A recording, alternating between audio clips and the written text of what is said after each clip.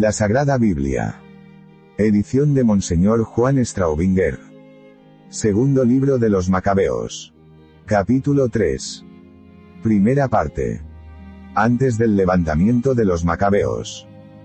En el tiempo que la ciudad santa gozaba de una plena paz, y que las leyes se observaban muy exactamente por la piedad del pontífice Ornas, y el odio que tenía a la maldad, nacía de esto que aún los mismos reyes y príncipes honraban sumamente aquel lugar, y enriquecían el templo con grandes dones, de manera que Seleuco, rey de Asia, costeaba de sus rentas todos los gastos que se hacían en los sacrificios. En medio de esto, Simón, de la tribu de Benjamín, y creado prefecto del templo, maquinaba con ansia hacer algún mal en esta ciudad, pero se le oponía el sumo sacerdote. Viendo que no podía vencer a Onías, pasó a verse con Apolonio, hijo de Tarseas, que en aquella sazón era gobernador de Celesiria y de Fenicia, y le contó que el erario de Jerusalén estaba lleno de inmensas sumas de dinero, y de riquezas en general, las cuales no servían para los gastos de los sacrificios, y que se podría hallar medio para que todo entrase en poder del rey. Habiendo Apolonio dado cuenta al rey respecto del dinero que a él le había sido denunciado, llamó el rey a Heliodoro, su ministro de Hacienda, y le envió con orden de transportar todo el dinero referido. Heliodoro se puso luego en camino con el pretexto de ir a recorrer las ciudades de Celesiria y Fenicia, mas en realidad para poner en ejecución el designio del rey.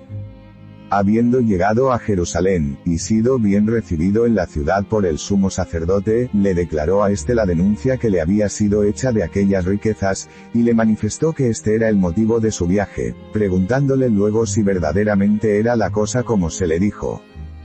Entonces el sumo sacerdote le representó que aquellos eran unos depósitos y alimentos de viudas y huérfanos, y que entre lo que había denunciado el impío Simón había una parte que era de Hircano Tobías, varón muy eminente, y que el todo eran 400 talentos de plata, y 200 de oro, que por otra parte de ningún modo se podía defraudar a aquellos que habían depositado sus caudales en un lugar y templo honrado y venerado como sagrado por todo el universo. Mas Heliodoro, insistiendo en las órdenes que llevaba del rey, repuso que de todos modos se había de llevar al rey aquel tesoro. En efecto, en el día señalado entró Heliodoro para ejecutar su designio, con lo cual se llenó de consternación toda la ciudad. Y los sacerdotes, revestidos con las vestiduras sacerdotales, se postraron por tierra ante el altar, e invocaban a aquel que está en el cielo, y que puso la ley acerca de los depósitos, suplicándole que los conservase salvos para los depositadores. Ninguno podía mirar el rostro del sumo sacerdote sin que su corazón quedase traspasado de aflicción, porque su semblante y color demudado manifestaban el interno dolor de su ánimo. La tristeza esparcida por todo su rostro, y un temblor que se había apoderado de todo su cuerpo, mostraban bien a los que le miraban, la pena de su corazón. Salían al mismo tiempo muchos a tropel de sus casas, pidiendo con públicas rogativas que Dios no permitiese que aquel lugar quedase expuesto al desprecio.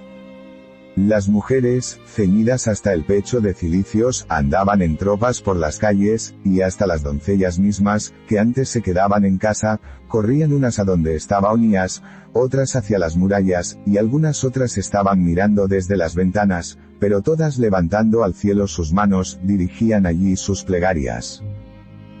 A la verdad, era un espectáculo digno de compasión el ver aquella confusa turba de gente, y al sumo sacerdote puesto en tan grande conflicto.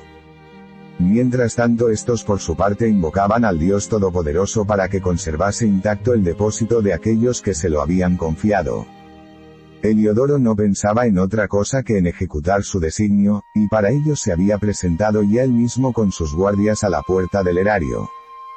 Mas el Espíritu del Dios Todopoderoso se hizo allí manifiesto con señales bien patentes, en tal conformidad, que derribados en tierra por una virtud divina cuantos habían osado obedecer a Heliodoro, quedaron como yertos y despavoridos.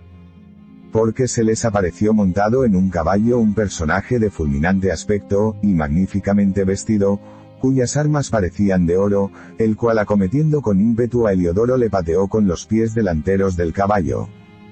Se aparecieron también otros 2 gallardos y robustos jóvenes llenos de majestad, y ricamente vestidos, los cuales poniéndose uno a cada lado de Heliodoro, empezaron a azotarle cada uno por su parte, descargando sobre él continuos golpes. Con esto, Heliodoro cayó luego por tierra envuelto en oscuridad y tinieblas, y habiéndole tomado y puesto en una silla de manos, le sacaron de allí. De esta suerte, aquel que había entrado en el erario con tanto aparato de guardias y ministros, era llevado sin que nadie pudiese valerle, habiéndose manifestado visiblemente el poder de Dios. Por un efecto del divino poder, Heliodoro yacía sin habla, y sin ninguna esperanza de vida. Por el contrario, los otros bendecían al Señor, porque había ensalzado con esto la gloria de su lugar, y el templo que poco antes estaba lleno de confusión y temor, se llenó de alegría y regocijo luego que hizo ver el Señor su omnipotencia. Entonces algunos amigos de Heliodoro rogaron con insistencia a Onías que invocase al Altísimo, a fin de que concediese la vida a Heliodoro, reducido ya a los últimos alientos. El sumo sacerdote, considerando que quizá el rey podría sospechar que los judíos habían urdido alguna trama contra Heliodoro, ofreció una víctima de salud por su curación, y al tiempo que el sumo sacerdote estaba haciendo la súplica, aquellos mismos jóvenes, con las mismas vestiduras, poniéndose junto a Heliodoro, le dijeron: «Dale las gracias al sacerdote Onías, pues por amor de él te concede el Señor la vida. Y habiendo tú sido castigado por Dios, anuncia a todo el mundo sus maravillas y su poder». Dicho esto desaparecieron. En efecto, Heliodoro, habiendo ofrecido un sacrificio a Dios, y hecho grandes votos a aquel que le había concedido la vida, y dadas las gracias a Onías, recogiendo su gente se volvió para el rey. Y atestiguaba a todo el mundo las obras del gran Dios, que había visto él con sus propios ojos.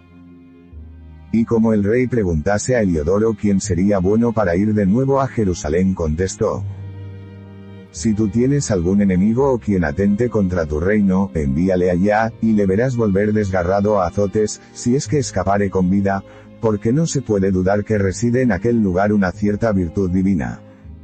Pues aquel mismo que tiene su morada en los cielos, está presente y protege aquel lugar, y castiga y hace perecer a los que van a hacer allí algún mal». Esto es, en suma, lo que pasó a Heliodoro, y el modo con que se conservó el tesoro.